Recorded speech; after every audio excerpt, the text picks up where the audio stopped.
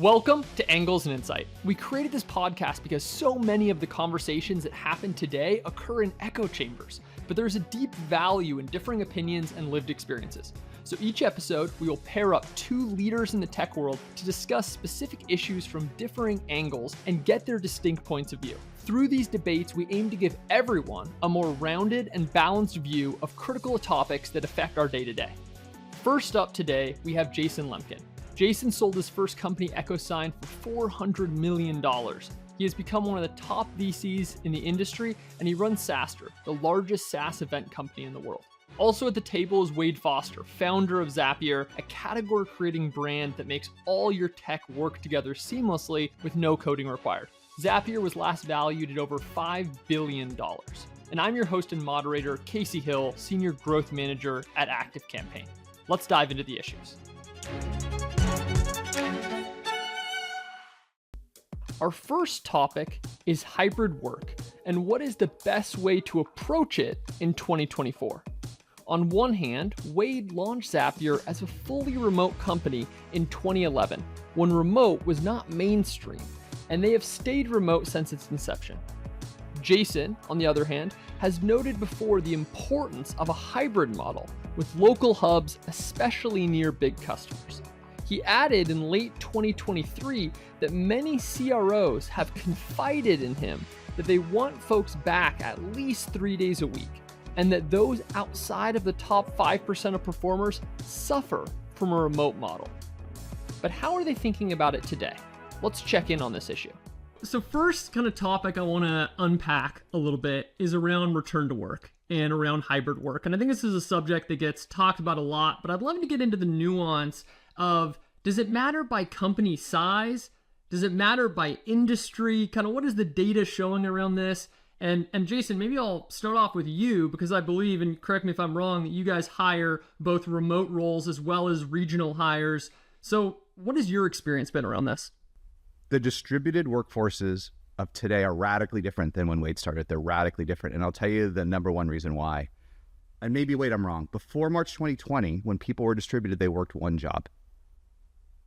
Today, I would say the majority of revenue professionals work multiple jobs. They work multiple side hustles. Some of them work two jobs simultaneously. When March 2020 hit, we laughed when we heard those stories of engineers working, 4-6 hour jobs. But it has become rampant in the revenue side of the industry. Side hustles, it was hard enough to do a side hustle when we're in the office together. When you're at home working 3 hours a day, you can't help yourself, right? So I think that's the biggest change. And I was literally just in Miami, and I was talking with a founder of a multi-billion-dollar company who said he could only get 20 people a week to work to come back to the office. Only get 20 people.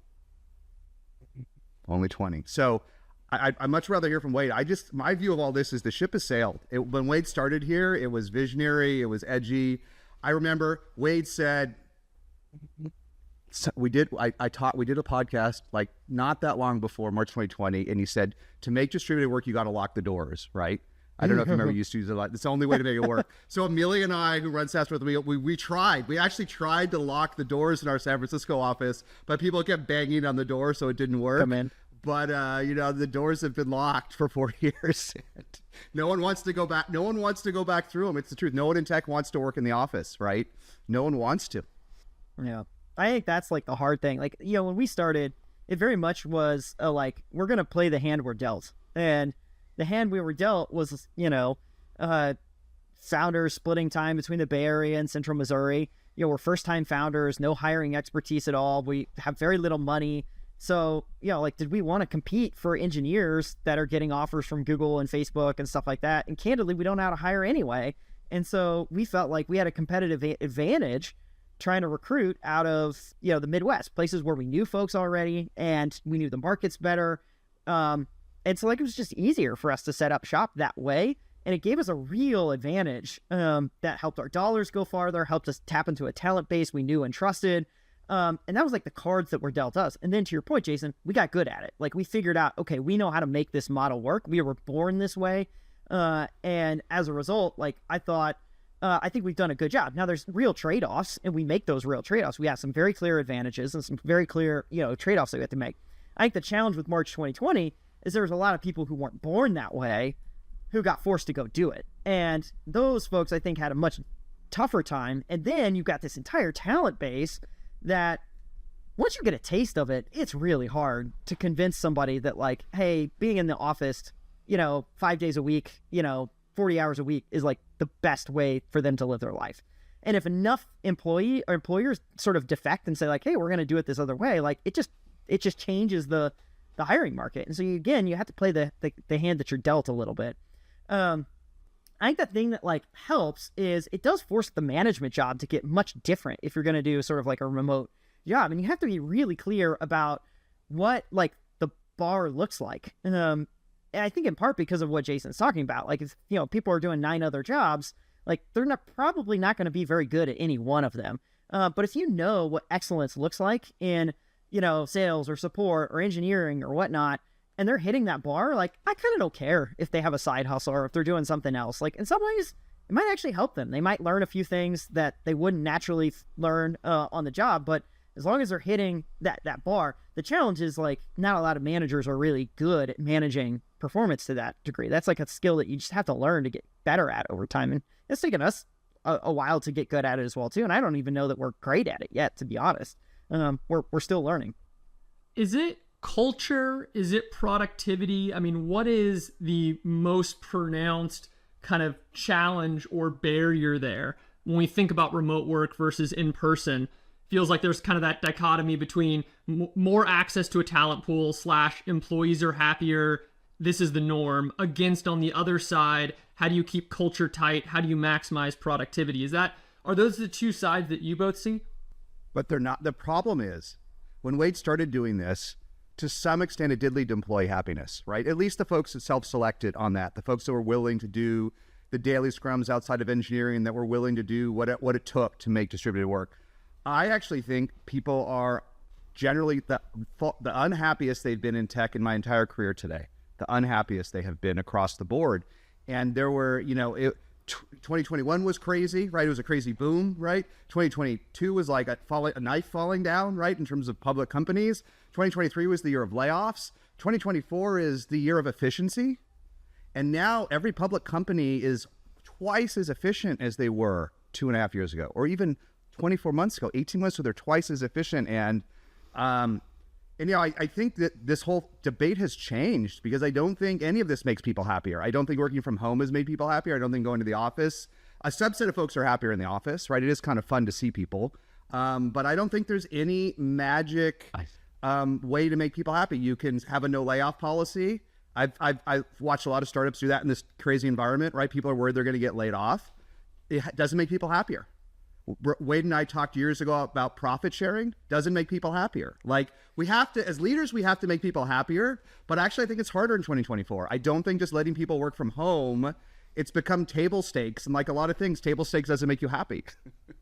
Hard to disagree with that. I think, at the end of the day, like, I think there is like a cultural element to it. Like people like to do well. And like, if your recruiting engine is dialed in well and you get the right folks in, you're going to have a higher chance of just like building a company that wins at the end of the day. And you can do that remotely. You can do that in an office. You can do that hybrid. There's a lot of ways to do it. But it is all harder than it was 5 years ago. Do you think, Wade, just curious, not to monopolize Casey, but since Zapier is a brand, right? It's at that level where it's clearly a brand. It's not a mini brand.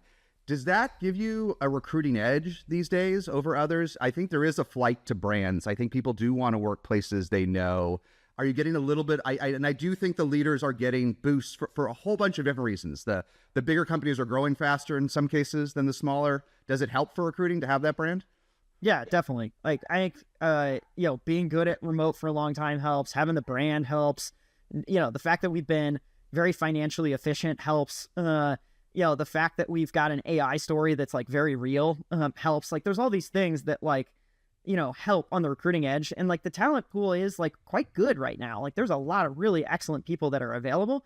But there's also a lot of folks that like are just mediocre available. Like that's always a challenge when the hiring pool is like, you got to sift through that. For sure. And I guess on kind of one thing to bring this all together, is there any advice that both you have. And I know generic advice can be kind of challenging because it's so conditional, as we've kind of talked about. But for folks who are on the fence and maybe you're considering remote for certain positions, but not for other positions, is there any kind of parting wisdom that you would have for how folks should think about this and make decisions for hiring in 2024? I mean, the best advice I'd have is have one culture. And I think that's like the toughest thing, is that I see a lot of folks trying to do this hybrid thing, but they're creating a bunch of subcultures. I feel like that's the hardest thing to do. So look, if you want to do all in office, do all in office. If you want to do all remote, do all remote. If you want to do hybrid, that's okay too, but like you have to think about it. So like if I was trying to do hybrid, I might actually say, you know what, I'm going to do hybrid all in one city. And like, we're going to come to the office 2 days a week and or 3 days a week or whatever, and not the rest of the time. But I don't think you get the geographic advantages going that way, but you do get the like team cohesion advantages of all being relatively close. But I think that puts everyone on the same playing field, same operating cadence, etc. The like anyone can do anything sort of thing, like that feels like it's just really tough to have any sort of standards and expectations. I wouldn't know operationally how to like really make that work. That feels like the hardest. I'll tell you where I think we get this debate wrong. 4 years into the new world, right? The new age. I think at this point, this debate, like, listen, most founders, not Wade, but most founders quietly say they want more people in the office. Okay, 90% of founders I talk to, that would be their choice. They may not, just like the multi-billion-dollar company I talked about in Miami could only get 20 out of 2,000 people to go. Most founders don't get what they want, but I think the reality is if you recruit the best VPs under you, let them decide what types of teams to build. Let them make the decision. It's going to Wade's point of playing the cards you're dealt. You also got to lean into the strengths of your VPs. So if you have a VP of sales that loves the work it takes to build a distributed sales team because he or she can access all different types of talent and could load balance time zones and costs, and that's a superpower, right? If you love your CRO, love him, but he's wants to force everyone to go to Soma, even though it's crickets and it's like a post-apocalyptic land, not San Francisco, but Soma. But he's going to do that, and he says, "Listen, Casey Wade, I'm going to bring 200 reps into Soma, and I'm going to hit my plan, and we're going to do a cost effect." But he's truly an A+. My vote is let him do it. Right? You're going to have. It's not hybrid. Sound is a great thing for big companies. I think we just are going to end up with heterogeneous teams and startups, and we got to trust our leaders to build the types of teams they want. And they each have different DNAs, right? And some may want their senior folks in the office and not care about the rest, but there's a lot of prime variations here.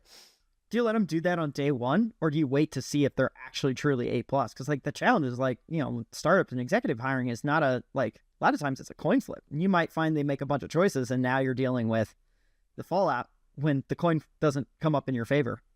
Well, I'll tell you my answer. You actually said something to me, Wade, at this Traction event, probably in 2019. It really resonated with me, believe it or not. You gave me a great teachable moment. I'm trying to remember what this was. You will. It was a backstage conversation. And we were talking about great VPs versus very great VPs and good versus great. And you said, if I'm lucky, half of my VPs will really go beyond their role. They will really care. They will be the ones I can do no-look passes to. If you're lucky, we all talk about how we all want to hire A+ and 10s. But you're lucky to have a bunch of 8s, 9s, and 10s. Like, that would be great. That's the real truth. So half of your management team, if you're good, you fall in love with them before day one.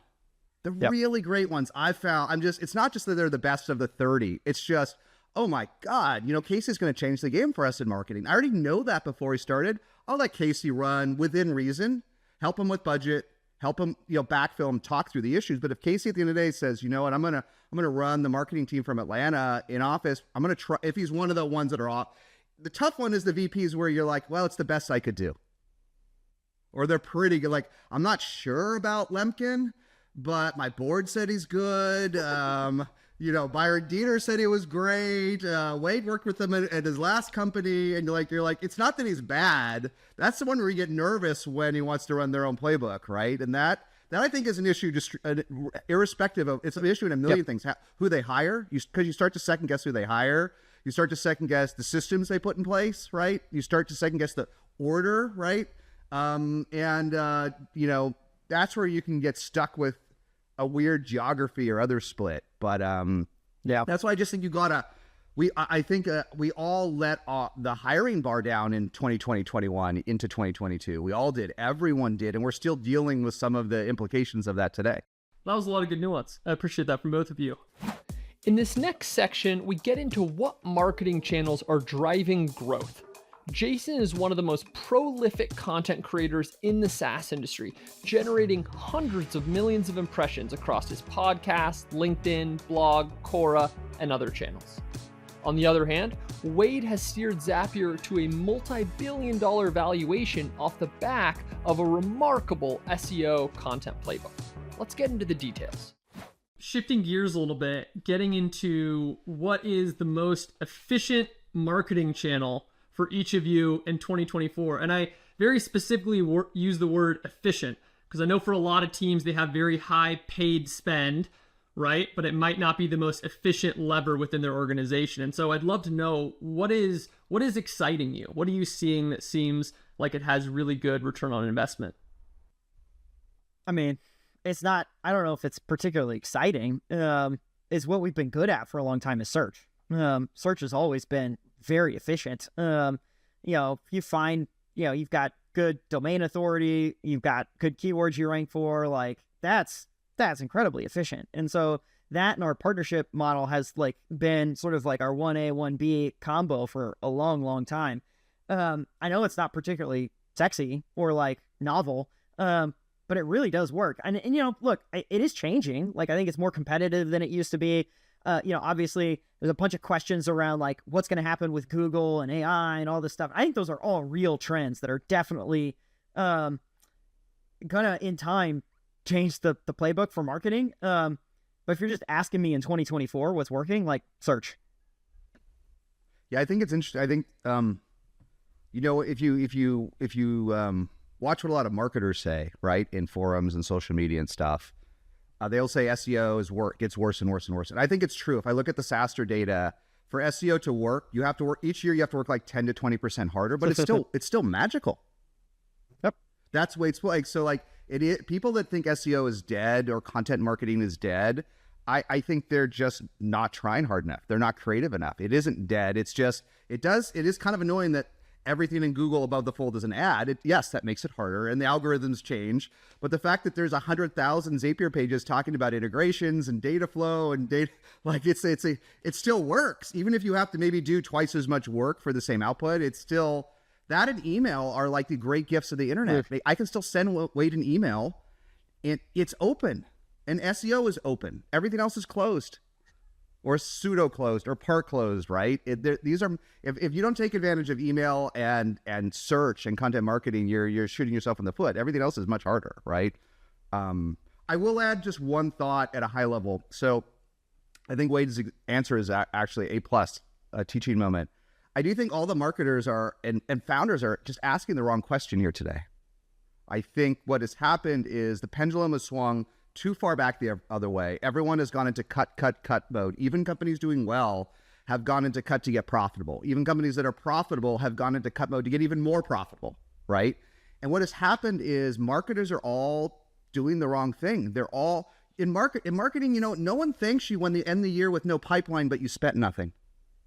No one says, good job, CMO. You spent $5 million last year. You spent $0 this year. But we have no new pipe. It feels good for to say no, but you get fired. That's why CMOs get fired after 13 or 14 months, right?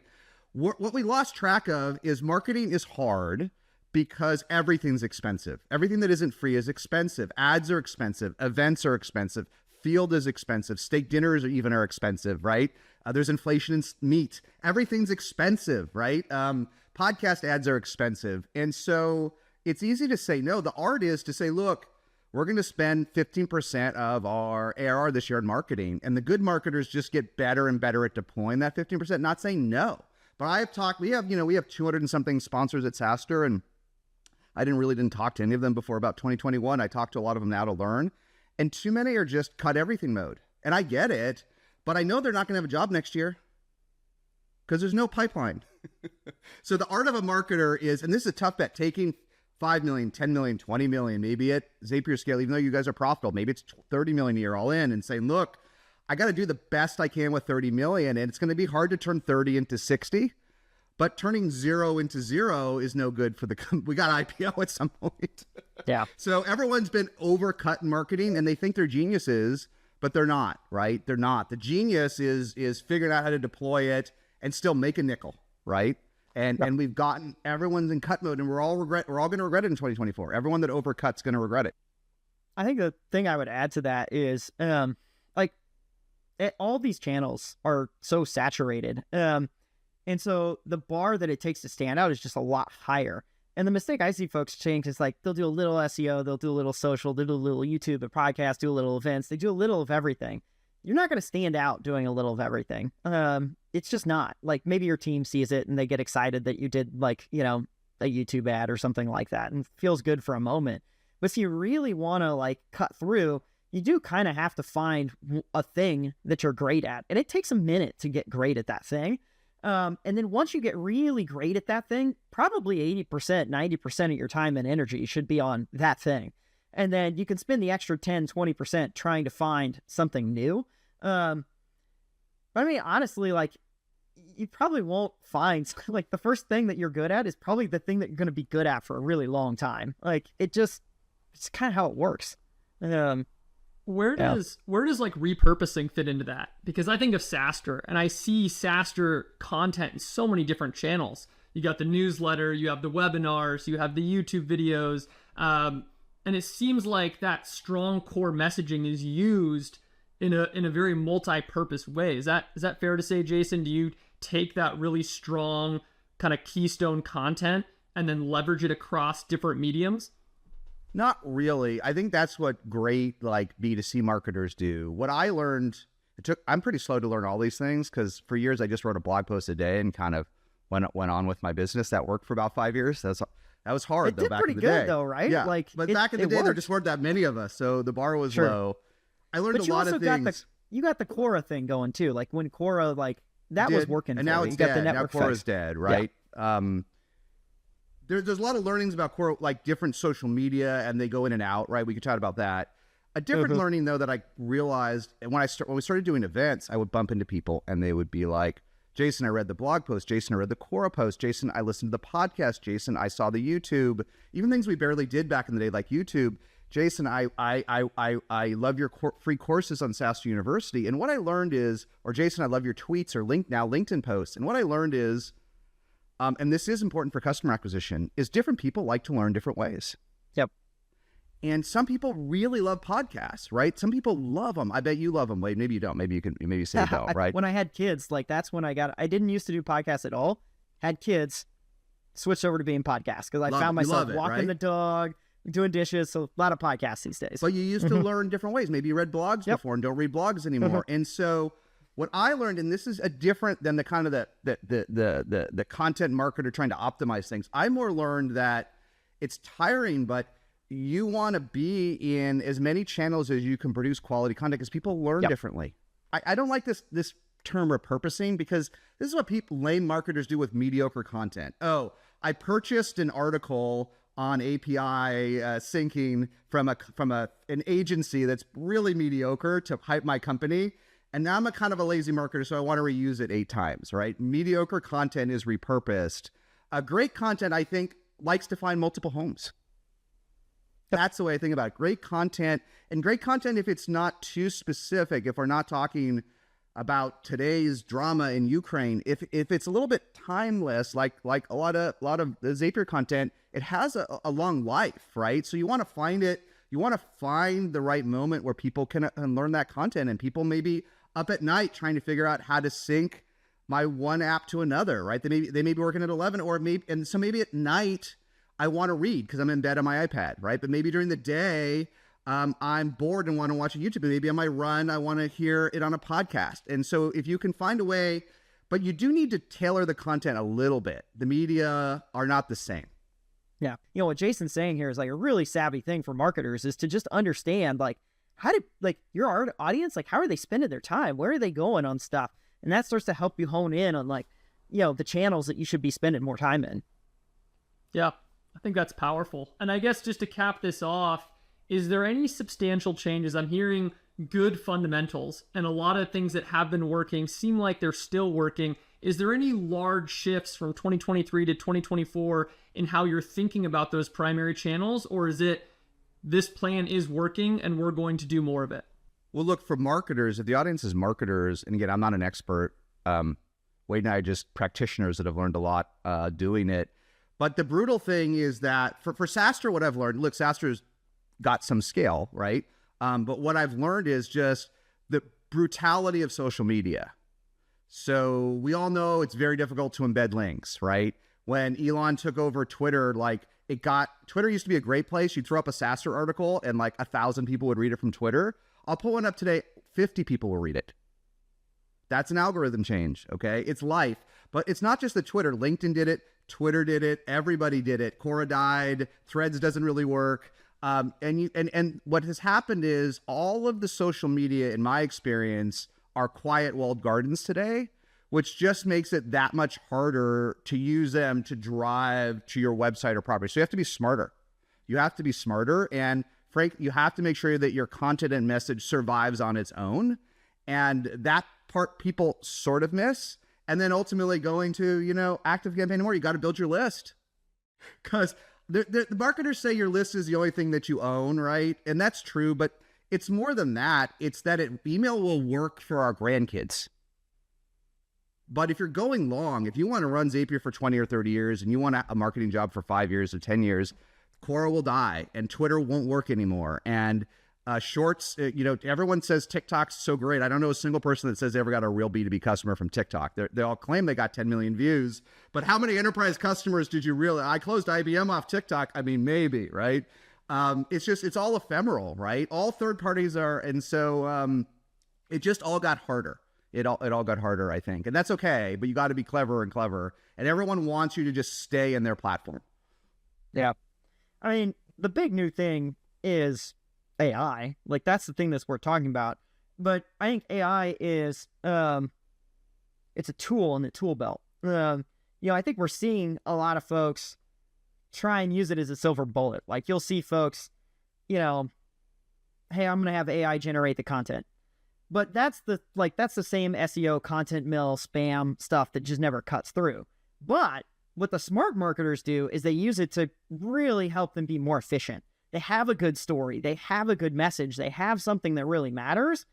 And then they're using these tools to really speed themselves up. If you're at a small shop, if you're the only marketer there, it's really nice when you can use image generation tools and video generation tools and content generation tools. You can be a lot more places at once.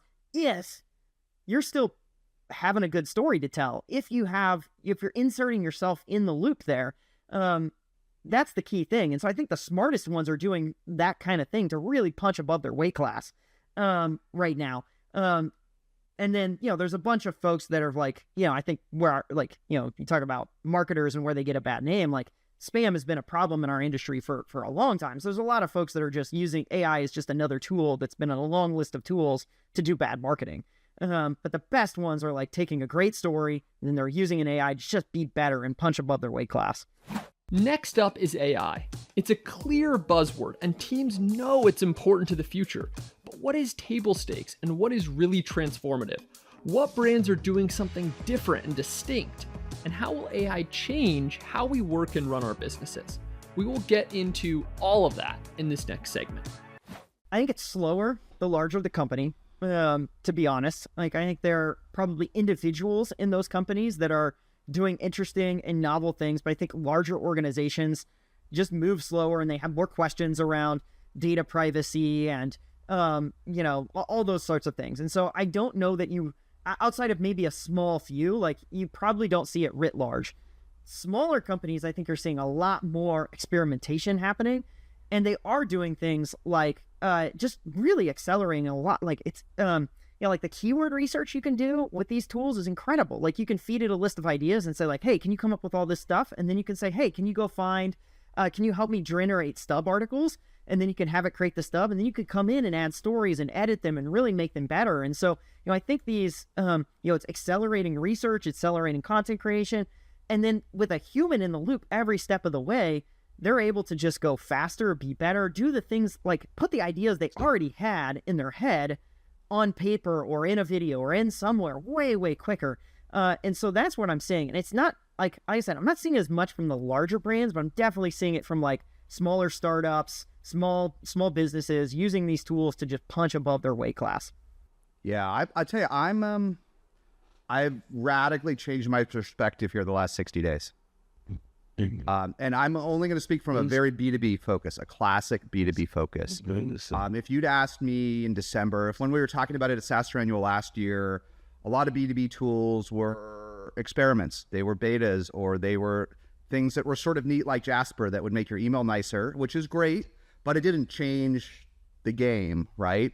I remember just last September, I interviewed David Sachs, and they'd raised $3 billion for Craft, and I said, how much is earmarked for AI? He said 80%, so $2.4 billion. And I said, what's the coolest B2B app you've seen? He said, well, it's mostly demoware. Okay, that was September.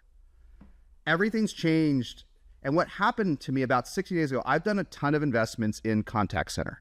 Okay, I have invested in Gorgeous, which is #1 Shopify contact center, TalkDesk, Maestro QA, Front, Intercom, like way too much contact. Like once you do one, I did like, and the majority of the new budget is going into AI and automation, the majority. And the largest customers are eliminating half of their support teams. And we could talk about why. It's coming for success. So support and success are going to be cut in half by the end of this year. And I believe that half of the sales and marketing resources we use in B2B will not exist in 24 months. They just won't exist. And so you asked me last year, I would have said everything needs to be human in the loop. That's silly. We've always said this about sales. We've always said this, but no, you should be able to go into a marketing tool, into your HubSpot, and just how it does everything else, click a button and your marketer is there. And that's why Dharmesh was so early on this. I didn't get it. I'm like, okay, we're not really going to replace. I sort of get it in support, right? Another crappy support bot. We've had crappy support bots since the 70s, since the 40s, since Fortran. No, it's only because the thing is, for the B2B stuff, it has to be at like 80% as good as a person, and then you will just, it's so efficient. In 2021, we didn't care about efficiency. It was 100K in revenue per employee. At 400K in revenue per employee, people will sacrifice 2% of NRR. They will sacrifice a deal at the margin to have an AI AE. They will sacrifice a little bit of churn to have a customer success team that is automated, that solves my problems in an hour or a minute, not next week, not when it's worth their time. People will tolerate they won't tolerate the experience of, 2019, 2018 technology, the crappy chatbots. No one in the world has ever wanted a crappy chatbot, but 80% as good as a human that doesn't complain, that doesn't quit, that doesn't create issues, that works in every time zone. I think this is going to be an utter force of nature by the end of the year. Utter force of, and I didn't get it. Utter force of nature. It's the fastest growing category on Zapier. We have over 50 million AI tasks that have happened in the last year. Like, it's legit. Like, it's real. And to your point, like, think about like sales outbound. How many bad BDRs are out there sending templated emails? You actually say, hey, you know what? I got a lead from the website, and I can feed it the domain of the website. I can feed it the person's LinkedIn profile. I can feed it this context. And now the AI writes the BDR email. It's better than that templated garbage. It's better. It's better. And you didn't have a human in the loop. It's better. It's better than a mediocre. It's not better than the best. No, but it's not better than the rest. But for a lot of things, like if your product, if the ACV is relatively low, if that efficiency really matters, it's the difference between having a sales function and not at all. Exactly. And that's big. Like, that makes a big difference because you can compete in areas where you couldn't compete before. I think everyone in sales, customer success, and marketing in B2B should realize AI is coming for their job. And you can ignore it, you can hide from it, and that's cool for like 12 to 16, 18 months, but it's coming for your job. It literally is coming for your job. I would much rather spend $20,000 on an SDR that is always there, that doesn't quit in 6 months, that doesn't need to have 18 meetings a day, than spend 100K all in for someone better. I'd rather spend the 20K on software. It's just a better deal, isn't it? Well, I'd say the difference is, like, I think I don't know how long we're off for the jobs. It's definitely coming for big tasks. Like, there's certain tasks that those buckets will get out. And I think it will be, you're going to have top tier marketers paired with top tier AI. And like, that's like the magic spot. How many brands do you think are going to build internally, let's say larger brands, versus try to acquire and bring that technology in through an acquisition motion? I don't know that anyone's going to be like building a lot of like their internal like foundational models or things like that. I think most marketers in Salesforce want to just like get off the shelf stuff. So they're going to be using stuff like the AI capabilities that Zapier has, or that HubSpot has, or that any of these tools build into their products, or any of these new startups that, you know, Jason's funding and whatnot. Like that sort of feels like the place it's going to be. Like I struggle to think that like, you know, most of these enterprises or things like that are going to be building their own stuff off the shelf, because I don't think it's going to be, it's not going to be like where they differentiate. They're going to differentiate on something else. I think of course that's right. That's always been the true of software, right? I think the only slight nuance today, and I think I still agree 1,000%. I think the efficiency gains are so high that we are seeing the Klarnas and the Shopifys and others, and more than have been announced, building their own apps on ChatGPT that maybe they wouldn't want to if there was the perfect vendor. But if I can get rid of 1,000 CSMs, they're going to do it right now. So that is happening, and maybe it won't happen in 24 months when the existing vendors are more mature. But it's a weird thing that they're not waiting. Like they're not waiting because if they want so much efficiency, that's one thing. The other thing is like the fun thing about it is, look, we run, there's probably 20 apps that we're addicted to that we can't run SaaStr without, right? Zapier is one of them, right? So anything, and we trust the app. So anything you guys add in AI, we're just going to use, like without question, like 100, and we'll pay 50% more. Like we don't even care. It's not like, I know some people think the app's expensive, but for us, it's cheap. Okay. So like whatever, like there are, for us, you're like Canva, you want to charge us more. We don't care. It's such a good deal. I know there are, I mean, not everyone, that might be the bigger ones don't agree, but my point is whatever you do that's cool over the next 24 months, we'll pay for it. But we'll also buy a best of breed thing that does something else. Like there's enough to do both, right?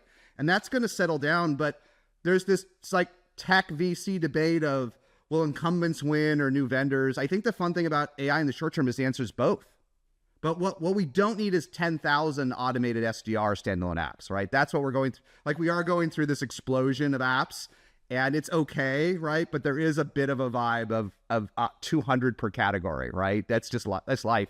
That's just life in the competitive ecosystem. But I do think there'll be one or two in each category that build, you know, 9 and 10 figure businesses. And I think every trusted app that has great leadership will win too, because there's some great APIs out there.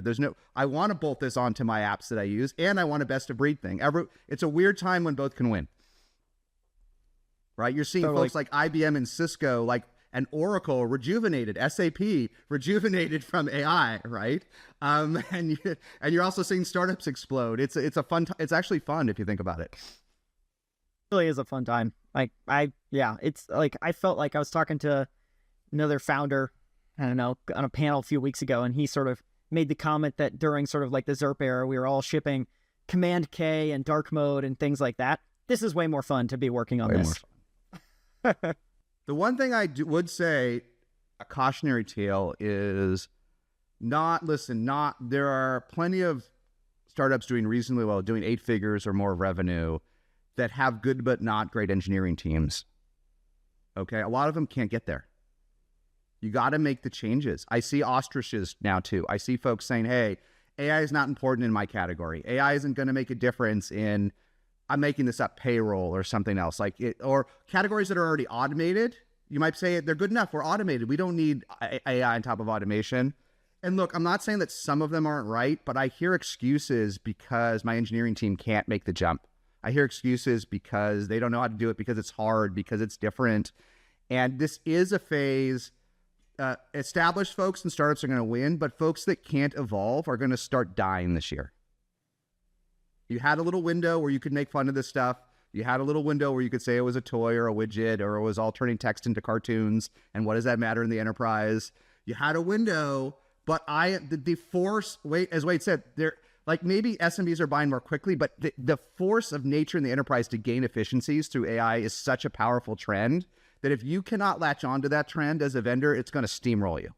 It will steamroll you, whether it impacts your revenue this month or this quarter or at the end of the year. the trend is unstoppable, right? CIOs want to use AI to create, not to create cool things, but to get efficient, to really have a step function in efficiency. And if you can't do that, they're going to pick a vendor that can. Even if it's flawed, even if it's imperfect, they're going to pick a vendor that can. Is there one brand each of you would point to that you've been incredibly impressed by in what they've done so far in AI, outside maybe the big obvious examples, not OpenAI or anything like that, but B2B SaaS that you think have done a really good job? I'd probably point to Intercom. Like, I felt like they were sort of in the bullseye of this, sort of service, etc. But Das and Owen over there, like, I think they kind of pretty early on recognized, like, hey, this is both an existential threat to our business and a huge opportunity to transform the business, and very quickly just like pivoted the whole org to say, this is who we are. This is like in our DNA. We got to go get after it. And I think that speaks to what Jason is saying, is like, there's going to be companies that sort of pretend like it doesn't matter in our category. We can ignore it for a while. And like, I just think folks that are showing up that way, like, you're just fooling yourself. Like, it's way better to just accept that, like, this is a groundbreaking set of technologies and just start figuring out, like, how is it going to play? Because it's coming to every category sooner or later. And if you sort of put your head in the sand, like, I think that's going to be pretty tough. I think so. There's a bunch that I could say, I get it at a micro level just for fun. There is one I am a super fan of called Opus Clip, and I'll tell you why. So Opus Clip is one of these ones that in 1 year went from nothing to 8 figures in revenue. Nothing in 8 figures in revenue. We hear these stories, but a lot of times they're text to cartoons, or they're infrastructure based, right? And for years, Harry Stebbings and others would be like, you got to do TikTok, you got to do shorts, you got to do this. I'm like, I got no peoples. I can't do this thing. And there are a couple of these folks that built clips for YouTube and TikTok and others. And, but they finally were the ones that got it all to work magically, right? One URL, it auto schedules, it auto does everything. And it finally worked for me, about 8 months ago when they were started. And the fun thing is, when you watch a team at the cutting edge of what AI, the software they really put out each week, it's just fascinating to see the compounding rate, right? And if you can also go from nothing to 8 figures in 1 year, if you can somehow keep that up, it's pretty epic, right? And what was interesting is, listen, this was something that all the agencies we worked with and everybody couldn't do. They'd be like, oh, it's $10,000 a month. I'll give you 3 clips, but it would take them like a month and it would be late. And what's the point? Like, I already moved on. I already had 7 other interviews. We already did ours a month ago. Like, I can't wait a month for $4,000 for a 60-second clip with, a pig playing the bongos. Like, I don't need that. But now you could do it you can take something that took months and you can do it for 2 orders of magnitude cheaper and 3 orders of magnitude the time. And it's 90% as good. It's 90% as good, right? And so that it's just one, but I think there's going to be 50 or 100 of these, and all of our business processes that we can't get anybody to do on our team, or that are too slow or happen late.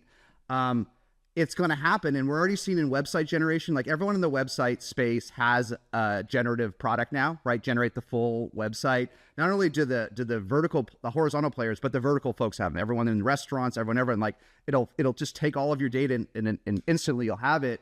There's going to be 100 of these, and it's going to let us do so many things we just can't get done today, right? It will lead to too much of everything, but this opened my eyes to, like, I want 100 of these. Right. And I may not have budget for like another sales tool, but I got a budget for like 50 of these Opus clips. No problem. Yeah. Opus Clip is exciting. I was just at South by Southwest and saw them winning awards, met up with their team. We actually just started using it. So I've been very impressed by the functionality. And even in terms of editors, their editor is a step above a lot of the kind of magic clip editors that I've seen kind of built into a lot of other tools. So I think they're in a really good spot. The thing you said that comes back to is, like, there's just going to be more of this everywhere. Like, circling back to the marketing topic, like, it really just ends up like, do you have good ideas? Can you cut through the noise? Is your story worth telling? Like, it kind of comes back to first principles, where it's like, that's what marketing was always about, is like, can you do something compelling? And the tooling is going to be less and less of a competitive edge when everyone can kind of do everything or anything. And then, you talked about the models being 90% as good. That's how it is now. What happens with GPT-5 and GPT-6? Like, could be better. Probably is going to be better. I love it. Well, guys, I know we're running close to time here. Super grateful for both of you taking the time to sit down. I think we shed a lot of nuance on a lot of these things, topics that get talked about all the time, but I think there's a lot of depth into them. So thank you both so much for hopping on. Thanks, Casey. Thank you for joining us. This has been Angles and Insight, a podcast by ActiveCampaign, an intelligent marketing automation company that helps small teams power big businesses. Learn more and try free for 14 days at activecampaign.com.